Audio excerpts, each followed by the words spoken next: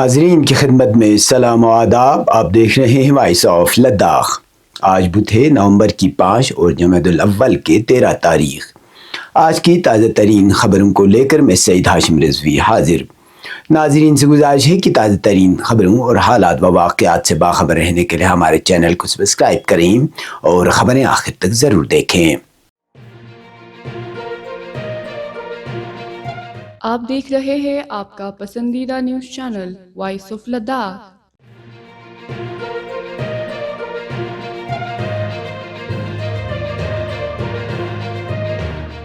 خاتون جنت be be دو عالم حضرت فاطمہ زہرا سلام اللہ علیہا کی شہادت کی مناسبت سے ایام فاطمیہ کے سلسلے میں آج ضلع کرگل بھر میں مجالس عزا عقیدت و احترام کے ساتھ منعقد کی گئیں.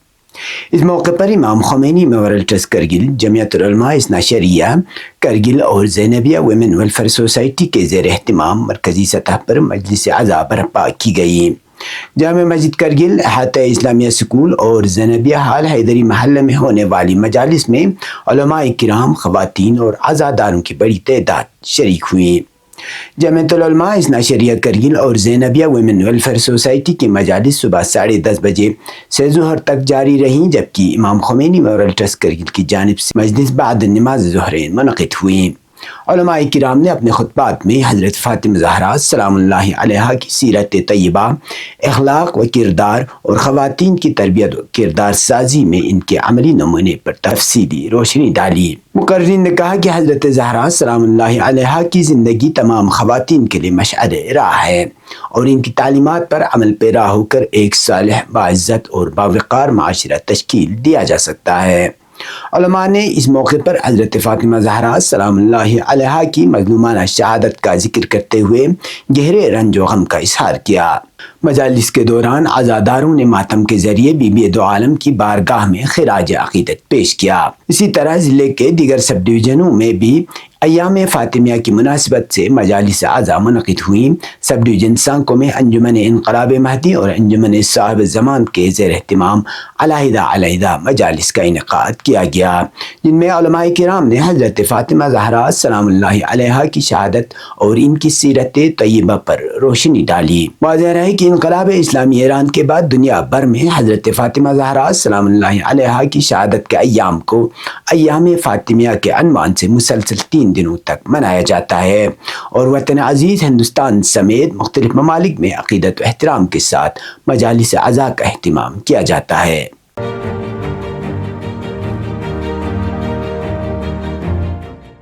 گورنمنٹ مڈل اسکول گوما منجی کرگل میں 20 روزہ تھیٹر ورکشاپ کے اختتامی موقع پر سعید مہدی میموریل ہال کرگل میں طلبہ نے ایک خوبصورت اسٹیج ڈرامہ جہاں سپنے سچ لگتے ہیں پیش کیا. یہ پروگرام تھیٹر ان ایجوکیشن سری نگر اور نیشنل اسکول آف ڈرامہ کے اشتراک سے معروف فنکار و ہدایت کار کاچو احمد خان کی نگرانی میں منعقد ہوا. تقریب کے مہمان خصوصی ایگزیکٹو کونسلر ذاکر حسین اور مہمان اعزاز ایڈیشنل ڈپٹی کمشنر امتیاز کاچو تھے. اس موقع پر کونسلر مرو منجی، advocate Khadim Hussain, assistant director اطلاعات رضا علی عابدی اور دیگر معزز بھی موجود تھے. ڈرامے کے مصنف اور ہدایت کار دیپنکر پال تھے، جن کی معاونت کاچو احمد خان نے کی. طلبہ نے شاندار اداکاری کے ذریعے انسان اور جانوروں کے درمیان دوستی، ہم آہنگی اور فطرت کے توازن کا پیغام دیا. اختتامی جملہ جینا اسی کا نام ہے نے حاضرین کو گہرے تأثر میں مبتلا کر دیا. تقریب سے خطاب کرتے ہوئے ایڈیشنل ڈپٹی کمشنر امتیاز کاچو نے طلبہ کی کارکردگی کو سراہتے ہوئے کہا کہ اس طرح کی تخلیقی سرگرمیاں ماحولیاتی شعور بیدار کرنے میں مددگار ہیں.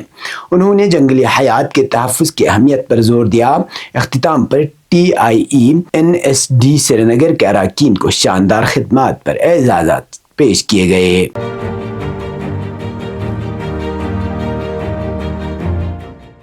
ممبر پارلیمان حاجی محمد حنیفہ جان گزشتہ ایک ہفتے سے ضلع کرگل کے مختلف علاقوں کے تفصیلی دورے پر ہیں. اس موقع پر انہوں نے ٹرسپون اور جیمپور کے مختلف دیہات کا تفصیلی دورہ کیا۔ انہوں نے عوامی وفود سے ملاقات کر کے ترقیاتی ضروریات، سڑکوں، تعلیمی اداروں، سہولیات سے متعلق مسائل سنے۔ حنیفہ جان نے تمام مطالبات کو ترجیحی بنیادوں پر حل کرنے کی یقین دہانی کرائی۔ انہوں نے خواتین کے لیے سیلف ہیلپ گروپ اور سکولوں کی اپ گریڈیشن کے منصوبے پر بھی زور دیا۔ دورے کے اختتام پر انہوں نے عوام کے تعاون پر شکریہ ادا کیا۔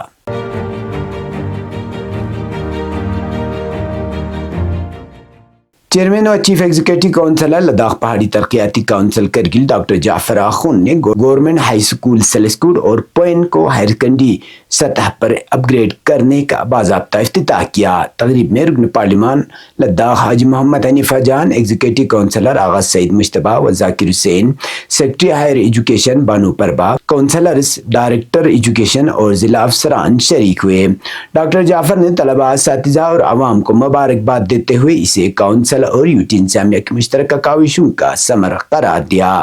انہوں نے کہا کہ کونسل تعلیم کے فروغ کے ساتھ زراعت، باغبانی اور سیاحت کے شعبوں میں بھی ترقیاتی اقدامات جاری رکھے گی۔ رکن پارلیمنٹ حنیفہ جان اور دیگر مقررین نے اس اقدام کو علاقے میں تعلیمی ڈھانچے کی مضبوطی کی جانب اہم قرار دیا۔ رکن پارلیمان حاجی محمد حنیفہ جان اور دیگر مقررین نے اس اقدام کو علاقے میں تعلیمی ڈھانچے کی مضبوطی کی جانب اہم قدم قرار دیا۔ بعد ازاں ڈاکٹر جعفر نے گورنمنٹ پی ایم شری ہائر سیکنڈری اسکول پوئن کے یوم تاسیس تقریب میں شرکت کی، جہاں انہوں نے شفاف اور منصفانہ ٹیچر ٹرانسفر پالیسی کی نفاذ اور اسکول کی تعمیر و ترقی کے لیے فنڈز مختص کرنے کا اعلان کیا۔ سیکرٹری ایجوکیشن بانو پربا نے کہا کہ اسکول آئندہ تعلیمی سیشن سے جدید سہولیات اور مضمون وار اساتذہ کے ساتھ مکمل طور پر فعال ہوگا۔ تقریب کا اختتام طلبہ کی ثقافتی پیشکشوں اور انعامات کی تقسیم کے ساتھ ہوا۔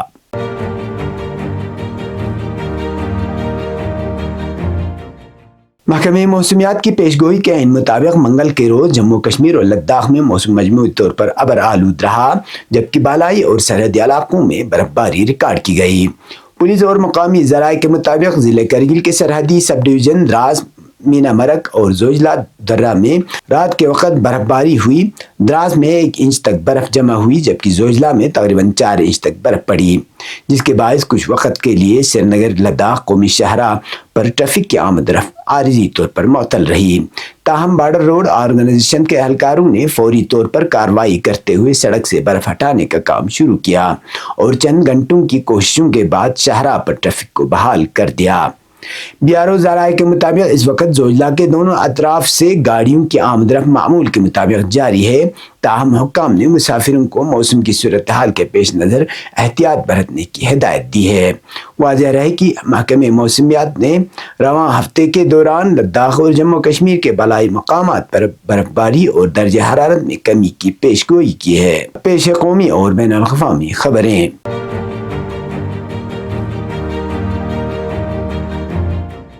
قائد حزب اختلاف راہل گاندھی نے بی جے پی سے اپنا وعدہ پورا کرتے ہوئے آج ووٹ چوری کے حوالے سے اپنا ہائیڈروجن بم گرایا۔ کانگریس کے سینئر لیڈر نے نئی دلی میں اے آئی سی سی ہیڈ کوارٹر میں پریس کانفرنس کی، الیکشن کمیشن پر ایک ایک کر کے سنگین الزامات عائد کرتے ہوئے کمیشن پر بی جے پی کی مدد کرنے کا الزام لگایا۔ راہل گاندھی نے کہا کہ انہیں کئی ریاستوں میں ووٹ چوری کی شکایات موصول ہوئی ہیں۔ انہوں نے ہریانہ میں ووٹ چوری کا پتہ لگایا تھا۔ انہوں نے کہا کہ وہ سچ سامنے لا رہے ہیں۔ 101% سچائی کے ساتھ الزامات لگاتے ہوئے گاندھی نے کہا کہ یہ دھوکہ دہی بوتھ کی سطح پر نہیں بلکہ مرکزی سطح پر ہو رہی ہے۔ کانگریس لیڈر راہل گاندھی نے دعویٰ کیا کہ ہریانہ میں ایگزٹ پول میں کانگریس آگے تھی، بعد میں بی جے پی جیت گئی۔ کانگریس اور بی جے پی کے درمیان صرف چند ہزار ووٹوں کا فرق تھا۔ انہوں نے زور دے کر کہا کہ ہریانہ اسمبلی انتخابات میں بھی 25 لاکھ ووٹ چوری ہوئے۔ ایسا ہی ایک واقعہ کرناٹک کے مہادیو پور میں پیش آیا۔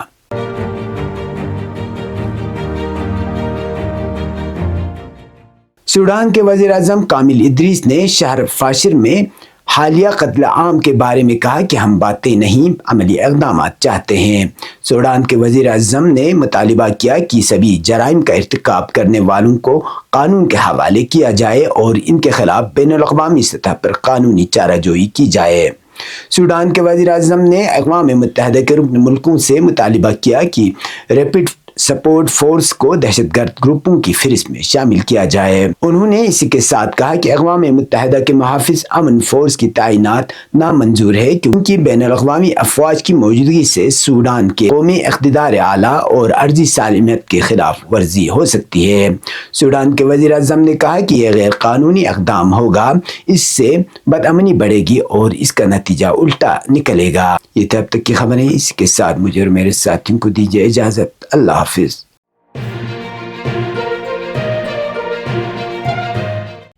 مقامی، قومی اور بین الاقوامی خبروں سے باخبر رہنے کے لیے چینل کو لائک، شیئر اور سبسکرائب کریں، ساتھ ہی بیل آئیکن دبانا نہ بھولیں۔